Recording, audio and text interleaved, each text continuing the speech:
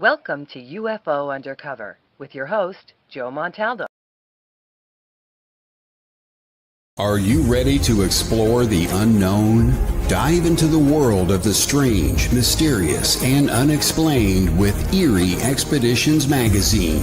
Each issue is packed with spine-tingling tales, cutting-edge paranormal investigations, and exclusive insights into hauntings, cryptids, UFOs, and more. Whether you're a seasoned investigator or just love a good ghost story, Eerie Expeditions magazine has something for you. Join our growing community of truth seekers and adventure lovers. Subscribe today at EerieExpeditionsMagazine.com and unlock the secrets of the supernatural. Are you ready? That's EerieExpeditionsMagazine.com, where the extraordinary is just a click away. Dare to discover.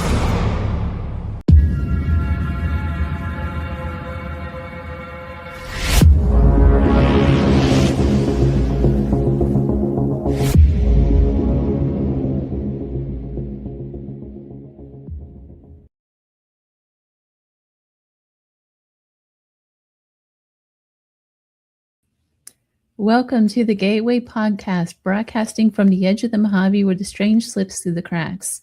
We are live on United Public Radio Network 107.7 FM, New Orleans. I'm your host this evening, C.L. Thomas. Tonight we're joined by healer and spirit artist Carm O'Sullivan to discuss how intuition guides healing, purpose, and life direction. With the new year coming in, I thought this would be a really great topic for all of us. But before we get into that, you've been listening to Into the Night with Sean Kelly. I think Sean had the night off tonight, so he might have done a rerun. But he'll come back again this Sunday at 5 o'clock Pacific time. It's currently 51 degrees here in Mojave, and it's cloudy. I just love wintertime in Las Vegas. The surrounding mountains right now are all covered in snow, and it just looks like a fairyland or something. It's really cool. Of course, in the valley, it's not snowy, but it's nice. It's a little cold by Vegas standards, but it's just pretty out. I hope everyone had a really good holiday. So over the weekend, I went to a ghost town dig with a couple other people with a metal detector to look for old coins and things like that. And the place we went to was Armagosa Valley. And this little place right in between Death Valley and Tecopa. Well, I didn't find any coins. I did get a few EVPs again. I always take a little EVP recorder with me. And I have to tell you guys about Armagosa really quick before I get into my guests. So I've been out. You guys all know about Armagosa, right? Armagosa Opry House. It's been on Ghost Adventures. It's been on a lot of different TV shows now. But I've been out there a couple times and stayed the night. And both times I was there, I stayed in the same room. It's right next to where that mirror is at the end of the hallway. And those that's been there know exactly what I'm talking about. So the lady, Marta Beckett, is the one who bought this place, and she tried to turn it into a stage, like an opera house for her to perform in. And she came out of New York City, but she never really quite had the funding to completely restore this place. So part of the building, she turned into little rooms and things that you could stay at. And then she took there was a theater house there where they would have church. And she took that room and turned it into her stage. And she kind of painted her own audience on the walls and everything. It looks great. It looks really pretty the way she did it. But next to that, there's a big wing where she completely boarded up because A, she didn't have the funds to do that. And B, the story is she said that it was so haunted that she wanted to leave that part to the spirits. I used to not believe that. I just thought, well, maybe she didn't have the funds to fix it up, and so that was her way of dealing with it. But now that this is my third time I've been there, and I didn't stay the night. You really can't stay there anymore because of the flooding. But I come across the same spirit every time I go, and his name is Tom. He calls himself Tommy. And the 2 nights I stayed there, I didn't get any sleep. And it was because every time I would ask the spirit's name, he would say his name was Tom. It would come out on EVPs. It came out on the I forget what it's called. There's another thing that they use. It would come out on that as well, the spirit box. And I had no idea who this guy was, right? He just kept coming up. So there's a little cemetery that I noticed this past weekend that I stopped at. And it's just a little ways down the road from where the Armagosa Valley Hotel is. And sure enough, there's a Tom buried there. And it's within the last decade. So, and I also, I had a recorder with me again. And again, I caught the name Tom. Really quick, it said Tom. So it's something I'm going to have to look into a little more. But Armagosa Valley it's getting kind of sad. It's one of my favorite places around Death Valley, but we've had several floods in the last 2 years now. There's a lake in the middle of Death Valley that's full again, too. It's the second time that this lake has filled up, and which is really unusual. This hasn't happened in over a century for Death Valley, and it's happened twice within just the last year and a half. So every time it rains, Armagosa Opry House gets flooded as well. It's built right over top of the underground river system, and so it gets flooded out pretty bad. And the adobe walls are actually just melting off the walls and everything. It's actually it's not good. It's really not good. I know there's a big fundraiser happening right now that they're trying to restore and save part of the building, but I think that I'm going to give it another year before they condemn the place, to be honest with you. Like the entire back of the building has completely collapsed, just to give you an idea of how bad it is. And there's probably like 4 feet of mud back in there. And this is where Spooky Hollow, that whole section there, the roof caved in. So yeah, it's just not good. But I don't know about all you guys. I'm kind of been feeling a little bit down this week. I know it's like New Year's. I get like this all the time. Hi, Heidi. So a lot of it has to do with my dog passing away, which I'm still really sad about that too. But moving into a new year, there's always this anxiety, especially the older I get. It's like, what have I not accomplished? Where do I go from here? Just little things like planning, using spirit intuition to try to move forward is a big deal. So tonight's guest, she's a healer, a medium, and spirit artist. I met her back in November at a gallery in Colorado Springs with a good friend of mine, Scott Allen. So she's going to talk a little bit about intuition and using spirit to help push us forward. Welcome to the show.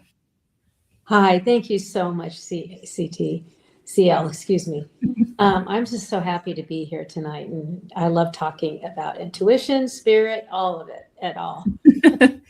So I went to your show back in November. Was it November? It was November, the 2nd or 3rd of November it was.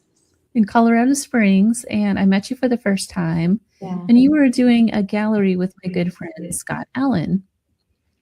And I was just so impressed about how you guys did this gallery reading. So you kind of went back and forth where Scott would do his reading, and he's such he has so much charisma when he's on stage.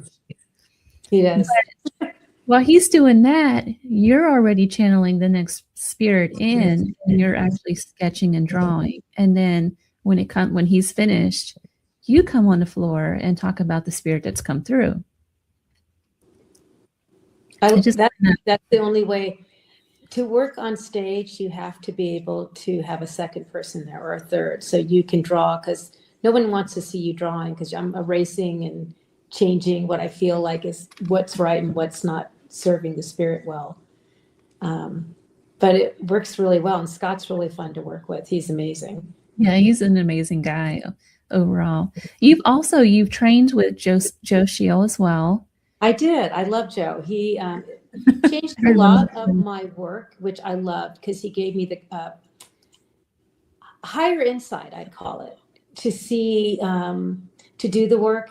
It's really interesting. One thing I will always quote Joe saying was, we're not, as a medium, we're not working for the client. We're actually working for the spirit, because we owe it to them, because they're lowering their energy and we're raising ours to meet in the middle. And I love that, because when I realized that, I let go of any of the trust issues and allowed spirit to talk to me clearly and more defined. Can you talk about that just a little bit more? Because I know so many people who are working on mediumship kind of struggle with the trusting themselves thing. You know, it's funny. The biggest thing to make that biggest step to being a good medium is to let go of, am I right? Am I wrong? Why am I seeing this? And not saying something you're seeing or hearing or feeling. And then it comes out in the reading another way, which you knew already, but you didn't say it. So I decided one day, I'm just saying, I don't care what happens now. I don't care if they think I'm good, bad, or indifferent. I'm just going to serve the spirit up here and say what he's showing me and not worry about how it fits into the client's life. And so what I'll do is just say, this is what I am seeing, and I'm getting this, this, and this. Then I ask the client, do you understand this? And what can you take? And once they tell me I can take this and this and this, or I can take all of it. And usually they take all of it. Then I know I'm connected to spirit even more. So then it flows in bigger and brighter. And I think what I would say to practicing mediums is to trust by just saying what you see, no matter how silly it is, how weird it is, because those are the biggest aha moments you'll get. Like, how did that happen? Whenever you get into these galleries and shows, how do you prepare yourself before doing it? It's funny. When I first started it, I didn't want to be on doing stage platform. I was like, no. And I was shown a vision in a dream one time, and it was more a vision than a dream, that I was on stage, and I was really happy about being there. So I realized my guides and angels were telling me, get on stage and just do the platform. And that is actually my favorite place to be now. Once you get over that first hump of that first stage performance, you get into this groove, and it brings out an amazing trust, because someone in the room is there to own the spirit. And it's funny because some people go, oh my God, there's 100 people coming tonight. I'm like, great. We have more people in the audience and more spirits. It doesn't matter if there's 5 people or 100 people. It's the same energy. And you get more, it's interesting. You get more people or more spirits talking to you. But the only thing you have to be careful of is blending too much. And that's another thing, that when you're on platform, blending can happen. And what I mean by blending is you'll have like 2 grandmas coming forward, and they're competing to talk to you. And so you start thinking it's one, because you're hearing one and the other one. So you have to kind of figure out, do I have one person or 2 people? So that's kind of a problem when you're on a platform. You might be blending a little bit because they're all kind of loud and noisy. I remember at that gallery, after you guys were finished, Scott came on the stage and kind of explained a little bit if they missed anybody, or if they he couldn't get to everybody, something like that. And then he said he compared it to the show Ghost, where the girl was in the room and you had like 10 spirits talking at once. It's kind of like that, right? We know, it's really funny. It is like that. Like what he did was he said, everybody has a mom, no matter you know your mom or not. He goes, all of you start talking to your mother right now on the count of 3. 1, 2, 3. And all these people in the audience are going, oh. And he goes, now you know what we're really hearing. And it was funny because I did a bus tour at a cemetery and doing readings at different spots at the cemetery. And when I first stepped into the first reading, it was like that. Thousands and thousands of voices coming to me. So I had to take a breath and go straight up again and go, okay, one and one only. That the only time that ever happens to me is in some of the ghost towns that I go to are like that for some reason. Noisy. Yeah. It's weird how they can the voices can be so overwhelming somewhat. But then what happens is you start delineating, and the loudest voice comes forward, or the most important voice. Like I'll say to the spirit, I'll say, one of you come forward and only one. And usually they're graceful enough push one person forward. Have you ever asked them to step back and have one person step forward? I have not. And you know why? Because it's a little different for Scott, and I talked about this too, where it's a little different for every medium and how they work. For me, it's not so much that they're talking first. Like I don't hear their voice first. I see them first. So do you see them physically, or do you see them in the third eye? It's kind of like, it's hard to explain. They're more like flashes. Okay. I guess. So I guess third eye. I guess Yeah. third eye. So I'll see them visually, and that's why I'm able to sketch and draw them. Like I try to do that first before anything, because I see them so clearly, and I try to get down as much as possible that way first, and then listen. You know, what's funny is when I started sketching, is because I couldn't connect to the spirit as easily as I could. So once I started sketching, it kind of took me out of that fear and put me just into that pad of paper and being present for the spirit. And then once that happens, I'm talking to them at the same time as I'm sketching, if I'm sitting with a client individually. And what I'll do is I'll sketch them the whole time I'm talking to the client about what they're saying to me, the family member or the loved one. And then I show them the picture at the end, which I think has more bang for the buck, you know, at the end. Yeah. Oh my God. It's amazing what you do. It really is. I just loved how you guys did that. And after your reading, you ripped off the sheet of paper and you gave it to them, and it just works. You know, it's funny is because that's a big trust thing. I go, because you're handing a piece of paper and you have no idea if this is really what dad looks like. And the amazing thing is my clients will send me a real picture afterward, and the real picture matches.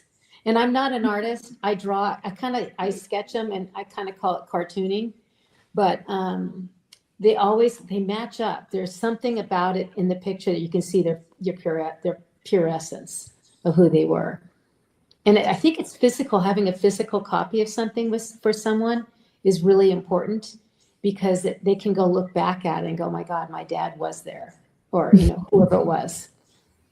One of the things that I feel like a lot of people miss out on in the paranormal community, and the people who want to, there's a lot of people that take these classes to be mediums and to kind of learn how to tap into that vibrational world, but they use it more often to, how should I put this?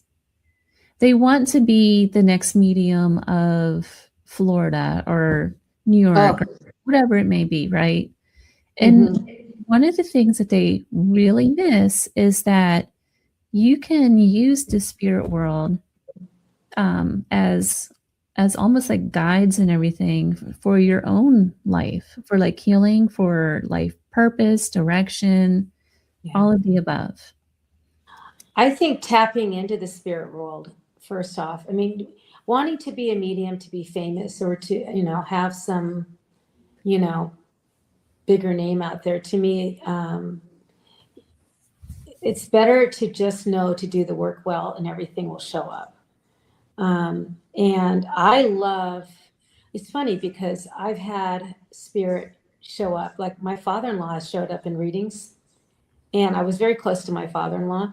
But the funniest, the first time he ever did was with this gentleman. I had 3 men spirits come through for this woman.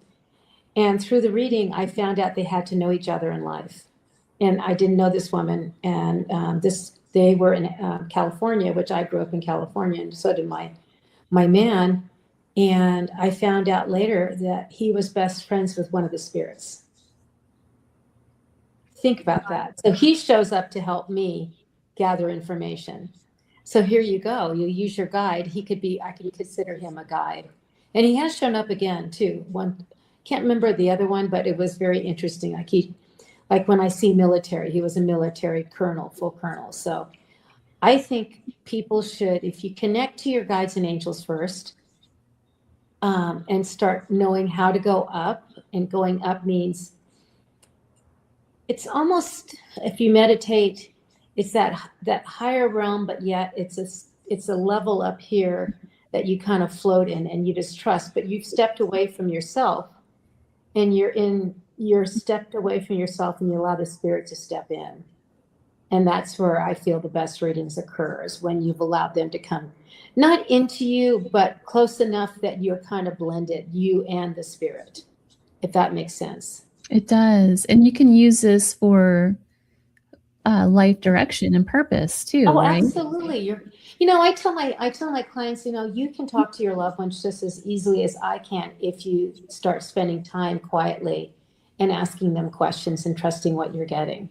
And you check your ego at the door. And I'm teaching a class coming up. I just taught a class recently. I love to teach. And so I just taught a class recently, how do you connect to your own loved ones? And that was a really fun class to teach, because there's different techniques you can get to let the client feel their father. Like, how do you feel if you're feeling them, or if you're hearing them, or smelling them, or seeing them? So teaching the clairs really helps understanding your gifts of the clairs, which is clairvoyancy, claircognizant, clairempathic, clairsentient, clairaudient, and a few more. But you can use, like for instance, my father comes to me all the time when I'm working on things, putting mechanical things together. He's always there talking in my ear. So I'm listening to him. Like one time I was fixing a garbage disposal, and I decided, I kind of felt like, I'm done with this. I'm just not gonna worry about it tonight. And my brother-in-law was helping me, by the way. We both went to bed that night. The next morning, I had a dream that night. My father said, just unplug it, plug it back in. It'll work for 6 days. Get a new one to me. And my brother-in-law, who doesn't believe in this world, he's very highly cognitive, and he just has a hard time accepting spirits. And he said, he gets up in the morning, he goes, I had the weirdest dream. I go, unplug it and plug it back in. He goes, yeah. And he goes, you need to get a new one too. And it's true. It was true. I bought the new garbage disposal, and I waited for that one to stop working, which was 6 days. It was wild. So yes, your loved ones can come through and help you, especially if they helped you in life mechanic. Like my dad was a mechanic. He could fix anything, and he designed things. So I always call him in as a spirit guide to say, Dad, what am I doing wrong if I'm stuck? Does that make sense? It does, absolutely. Heidi asked a question. This is going back from what we were talking about previously. How do you discern between residual and other energies? Well, first off, residual energy feels different. If when I'm working and calling in spirit, I know if I'm in a place, for instance, and I'm doing say, for instance, clearing a house, I'll know if it's residual energy, like looping energy. I'll know also if it's what they're picking up on is what happened in the house, the energy of the happening, or the actual spirit, because the actual spirit will talk to me. Mm-hmm. If it's residual, it just kind of keeps on going. I can feel the energy, but I know it's not live, is what I would call it. And I know that sounds weird, but I do feel, our loved ones are still living, but in a different area. So right. A stuck energy feels different than a passed through onto heaven, or whatever you want to call it. They feel different. The stuck energy compared to a one who's up, who's already passed through to the light, is the best way to say it. So a stuck energy feels, you feel them, they're not as light of an energy. They feel more weighted, is what I could say. Oh, kitty, love kitties. They're more weighted. And so when you feel that, it's really doing the work and getting validation. And I just know what everything feels like now. I've been doing it for 13 years, 14 years. And I don't usually clear houses anymore unless it's a dear friend or somebody who I'm close to. And I'll say, I'll come over and we'll take care of it. But I also want to say one thing. I will never talk to, it's very interesting. I'm very protected. And I only talk to high light energy beings. Mm-hmm. So unless there is a healing purpose for the lower energy to come through to help the client sitting in front of me. And that has happened twice in my time. And do you mean like were these human entities? I would say they're not healed energies. Oh God, how do I say this? Like for instance, I had I want to call them a lower vibrating energy. I had a gentleman who, it was weird. I think I can talk about this. I'm not going to mention names. I had a client come see me. She was a widow, and she was a young widow too. And I have a massage table in my healing room because I do Reiki and Healing Touch. So at one point I said to her, her husband was coming through, and I said, I need to jump on the massage table. I don't even know why, but I'm going to do it. I think I need to show you what he looks like. And her eyes are like huge. And I go, I know he died of a heart attack. I feel it. I go, but I want to show you why I'm sitting here. And I go, he's just showing me sitting on the massage table. So I'm imitating him. And she looked at me and she goes, yes, he died of a heart attack on a massage table with his mistress. Oh my gosh. But he was a low energy. Wow. There was a low energy about him, and I could feel it. And normally I probably wouldn't have let him come through, but there was a reason for it. He stuck around in my house for a couple of days too. I couldn't get rid of him. I've never had that problem before either, or after. I won't have. That's another reason. He kind of liked the energy of the house. He was kind of a ladies' man, and he was bothering my daughter who's gifted, and she's talking to him in the middle of the night. No. He must go. Wow. Yeah, that's I think there's probably a lot of ghosts like that around some of these ghost towns that are around here. By the way, when you do go to the ghost towns, I mean, for people who are not aware, if you're a ghost attractor, a ghost magnet, I call it, like I was talking to you earlier, I picture Pigpen with a trail of dust. There are people who pick up ghosts and then they bring them home. So I call them ghost magnets. So you need to brush off, shake off, so you don't bring any low-lying energy or any energy home, because you don't want anybody visiting who's not welcome. Right. If that makes sense. That happens to me every now and then, but I'm like you. I do a lot of meditation and calling on guides and things. And there's a technique that I use that I learned from the Gateway program through Robert Monroe. If you've heard of that. I have. The way he teaches you to do it is you call in spirit that is either equal or greater than you.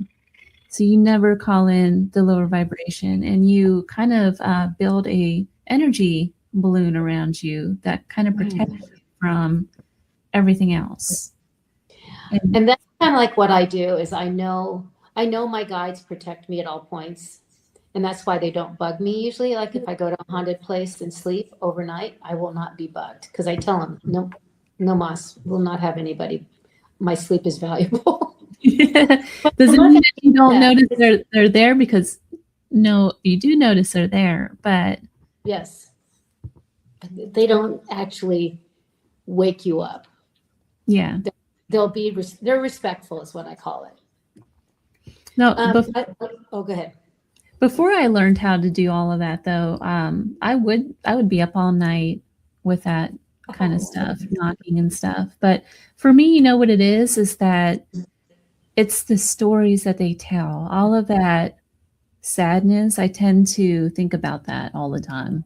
Do you ever write it down? Like, do you ever take a pen to paper and write the story down and then release it? Is that what you do? Yeah. I love that.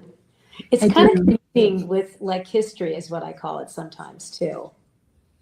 But I don't take on this. Do you take on the sadness though? Because that's hard. I do tend to do that. I do. And I'm trying to change that. It's been something I've been working on for the last year and a half. But yeah, I do. I'll carry that stuff around and think about it. And do you recognize it? Because when it's not yours, it's theirs. And so do you know that's not your energy code, therefore you can... I do now. Yes, I do. It's something I learned within the last couple of years. But it took me some time to learn that. Well, I think the biggest thing in doing spirit work is the first thing you need to learn is protection and what's yours and what's not. Because there's so many empaths out there who don't know how to recognize when they're carrying other people's energies and then they're weighted down.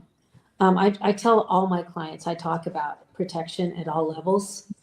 And you also know your level of, it's funny because I'll get people who call and want me to come clear their house. And I always talk to them on the phone, and then I can surmise, is this my pay grade or is it above my pay grade? Because I am not going to anything above my pay grade. And I know my pay grade. And because you can feel the energy, and therefore I will step back if it's something that's not for me. I'll give it to somebody else. I have a Cuban cleaner who loves the demonic side of it. And I'm like, no, thank you. Yeah. Yeah.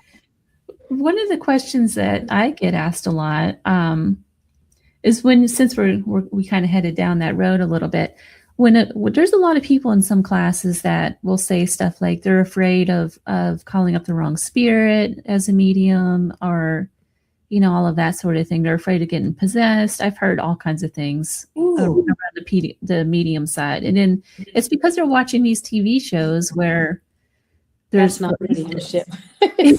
Yeah. For instance, Goldfield Hotel, there's a medium on TV that gets possessed every time he goes there. And I go there all the time, and it's never happened to me to where I'm attacking people and all of this stuff. It just doesn't happen. I don't know. I mean, I have no idea. I've never had any type of occurrence like that in my readings or in any of my clearings. I'm always really cautious, and I'm aware first off, and I don't want it. I think sometimes people find it fascinating to allow it. Maybe, I don't know, but I'm like, no, thank you. And the only time I can say I've had a few readings that have left me really sad afterward for a few days, and only a few. I've done thousands, but one was a family of 6 who lost their brother, the only son, to COVID. And the amount of grief in my little office that day was so palpable. And even though I gave him a wonderful reading, it still hurt when I went home, because you could still feel they missed him tremendously. And it took me a few days to take it off. I finally had to say, this is enough. I can't carry this anymore. But it is hard when we do the work, not to get possessed, but maybe to take on some of the sad readings that you get. A child who died too soon, or even like a wife and a husband, I had a wife who just couldn't get over her husband's death, and he was there telling her, you need to move on. And I saw her twice. It took her twice to kind of hear more, to let go of missing him so much. And grief it's a journey. And it's something that I've lost family members, but not a child, or lost a husband. To me, that's such a hard experience. Such a hard experience. Yeah. It is. I've lost a friend. I was pretty close. It was 10 years ago, but you're right. It's a long road. It is, and I think the flashes come back. The waves, I guess, would be better to say it. But I have a dear friend who's, she still misses her husband. She ended up turning into a medium. She's very good. But she still, it's been 5 years, and she's still going through the waves of grief. And I don't get it, because I haven't walked that road completely, so I don't judge it. But I feel for her, and I feel for the people who have lost children to suicide, or children to murder. It's a sad world. A part of what you do, though, you're a healer. How do you help somebody to get over the grief? Not so much because you can't help someone get over the grief, but I guess to kind of move over the hump a little bit. I call it moving through it. I call it It's what I do with a lot of my clients who are really grieving is I offer healing touch Reiki. I'm certified in healing touch, which is a bioenergetic nurses program that was started in 1990s. And I walked hospital floors for 5 years doing it. And I was also certified in Reiki, and I'm a master Reiki, medical Reiki master, and also a Reiki teacher, but I don't teach Reiki. But I offer them healing work. And what I've been told by a lot of the people who are grieving, that it changed them. It changes them. And I had a gentleman get off the table who was grieving his wife, and he goes, Carm, I feel so much better. It's just something, I think there's a shift when you can do the healing work, and it's the hands-on healing. It's interesting. Is it, you've been to Lilydale, right? No, I haven't. I want to. You should definitely go. They have, I forget what it's called. It's like the healing house or the healing church, or there's a Ooh. building there that they use only for healing ceremonies. And so, and it's a lot of Reiki. You go in there and you're not allowed to talk when you're in there. You just go and you meditate quietly, and then they'll come to you and they'll do Reiki over you. It's amazing. It's really amazing. I love that, because to me, I mean, when you walk into a space that someone's doing healing work, you feel it. Even if you're not needing it. Everybody needs healing in my mind, but the energy in the room, I got to go one of these days. You got to go there. It's the most incredible healing place I've ever been to. I have to tell you, this is crazy, but this is a weird story. I'll tell you, I'm in Phoenix right now on vacation with my grandkids.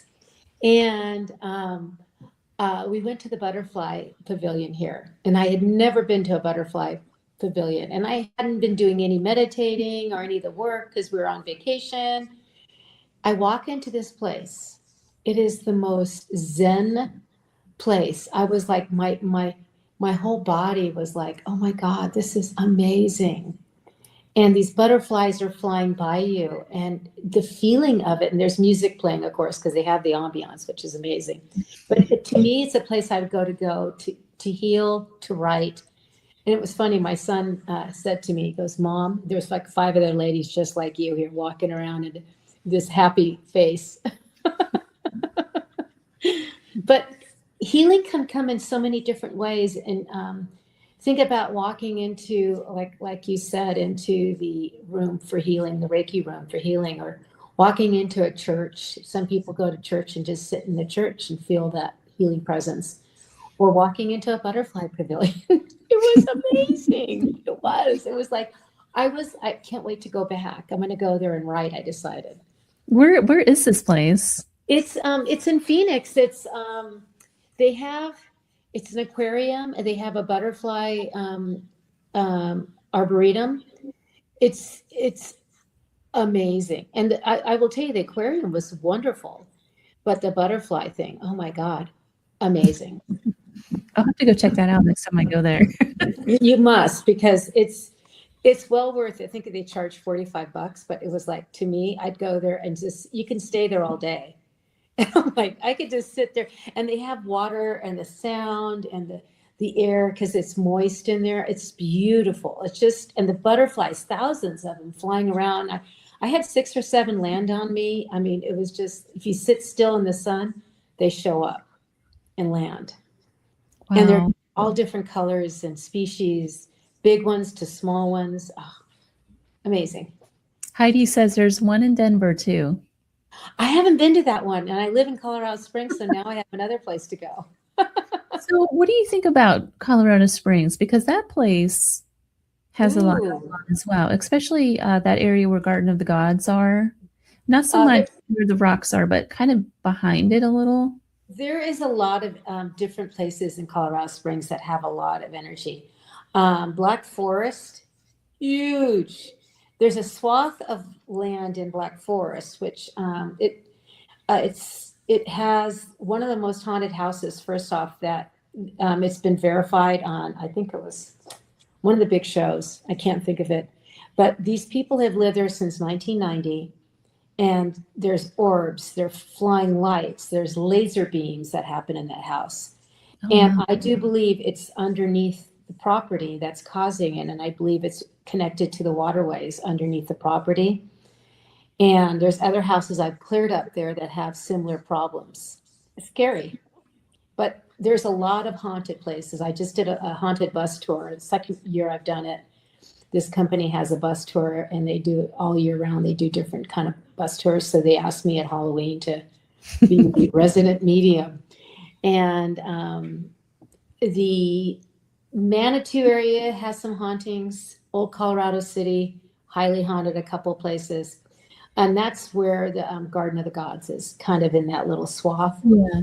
And then there's a lot of healing there too, like healing the Ute trees in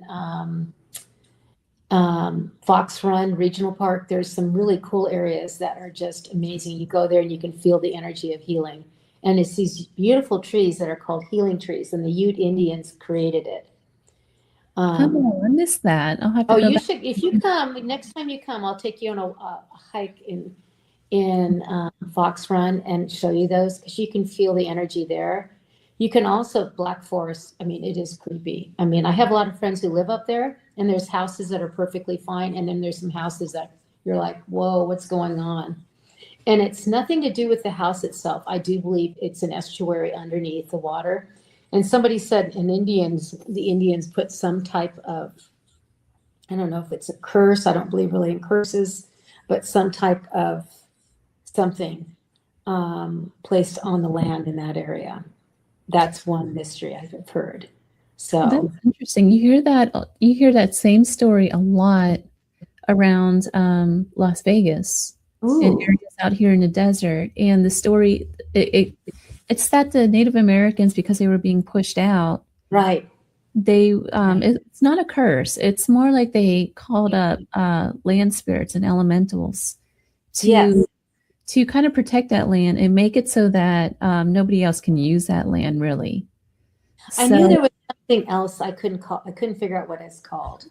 Yeah, I don't know the actual terminology for it, but that's kind of the gist. If they wanted their spirits, those land spirits, to keep the land and protect that land and make it so that nobody else can use it. So people are either scared off the property, or they'll have like a series of events happen to it, or there's always something. Well, it's funny. I did a house clearing. If you've gone up to Cripple Creek, that's another place that you could go. And Cripple Creek, highly haunted. It's an old mining town. We got called, a friend of mine who's also a medium. She goes, I need some support. This is going to be a hard job. So we went together, and there was a house up on Cripple Creek that things were flying across the room, orbs everywhere. It was a miner who owned their original land. We felt I could see him in my mind's eye, and he was ornery. He's an ornery guy, and it took us almost 4 hours to get him out and to clear the space. And it was funny because I also told her that you need to do an Indian where you do a thanking of them. So you put you hang from the trees outside like a gifting to them of tobacco and material, and you hang it and you offer that to them, because there was some Indian influence too in the house. And we cleared it, and it's funny, we called them a couple days later and asked how they were doing. And they go, house is fine, but there's somebody knocking on our front door all the time now. They want the tobacco. Yeah, he was ornery because he said, it's my land, this is my place, this is mine. Like he was a stuck energy. Wow. Yeah. Well, how do you go about? Is it just how do you go about clearing that? Well, we had to get him out first off, but it's really intention, and using everything is intention. So whatever tools you use, it's what intention you put toward it. Like the Indians used to think sage brought in spirit, and we're using it to take it out. But really what they would do is bring a good spirit in. So you're allowing the good spirits to come in, and whatever is negative goes out. But like, for instance, I had a visitor. My son had a friend come over, and the friend had lost a young man to drug overdose, and he came with him, the spirit. And it was weird because he was hanging out in my daughter's room because my daughter is also gifted but doesn't play. She was only 15 at the time, but her guitar kept strumming in the middle of the night.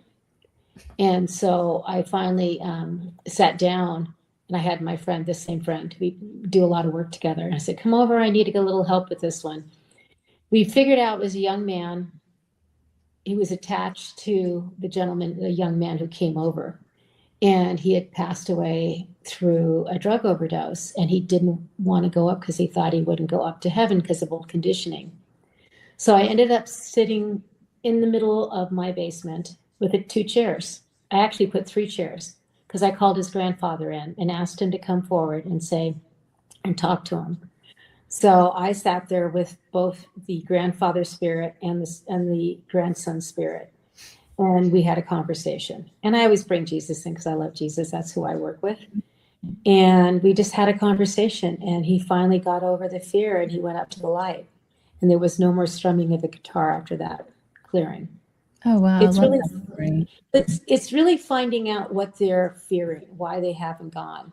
The old miner, we decided not to try to pass him on because he was stuck to the land, and that's where he wanted to be, and that's how we felt about it. He wasn't wanting to go anywhere. Some aren't going because they're fearing where they're going to go. They're going to go to hell because, this poor young man thought he had failed, and so he wasn't going to go to the light. And so you have to decipher why they're there. What about children? You ever come across children who are stuck? No. Mm-hmm. No, it's funny is I've never had an experience. I've read for families that have lost children.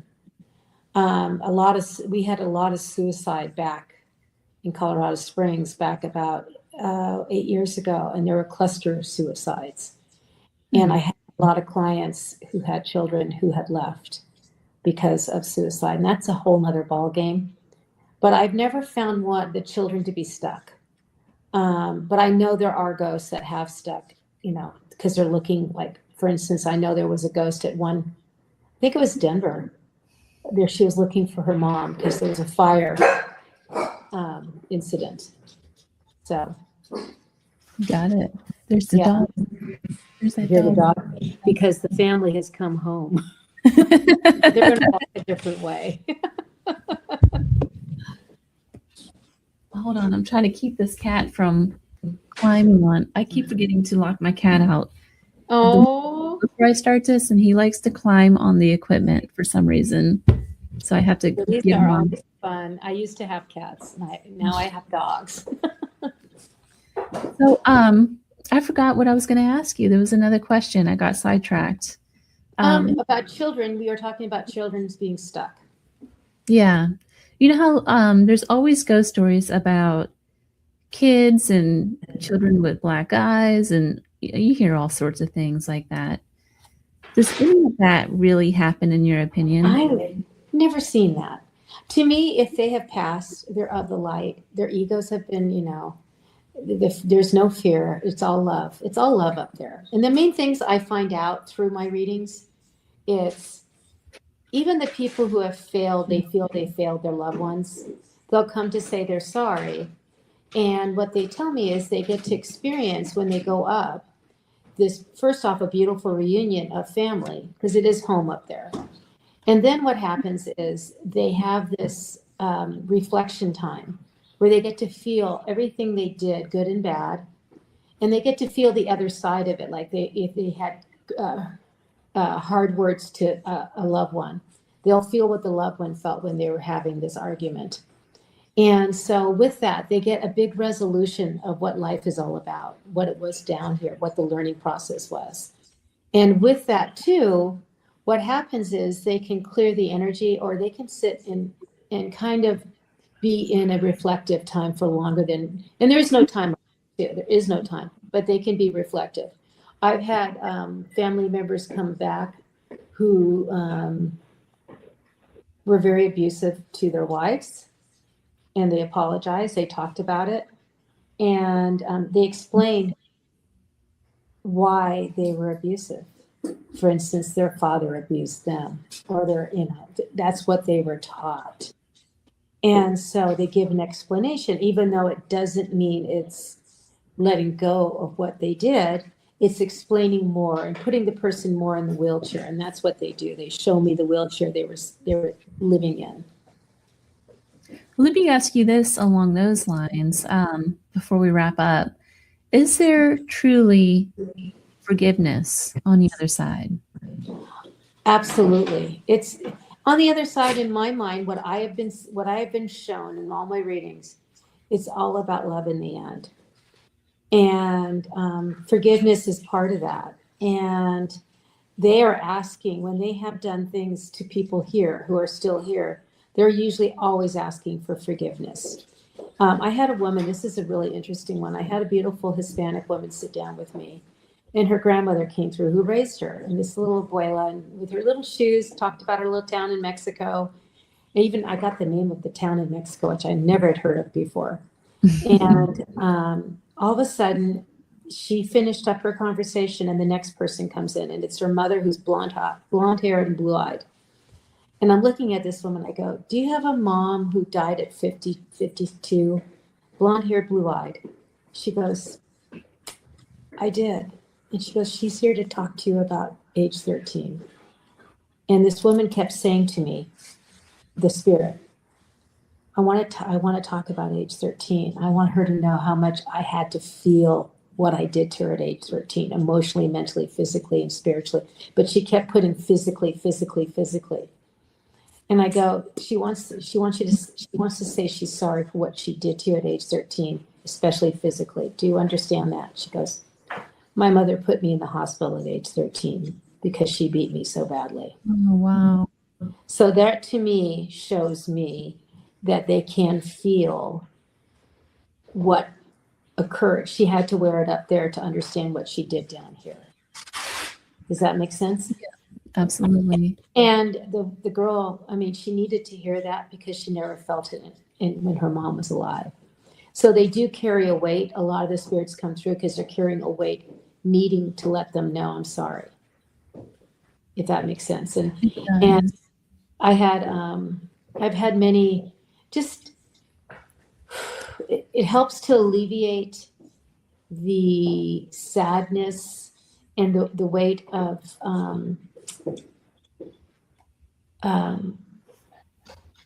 understanding, so they can move forward. I had a couple whose son had muscular dystrophy, and he showed me both his parents holding a plug and unplugging it.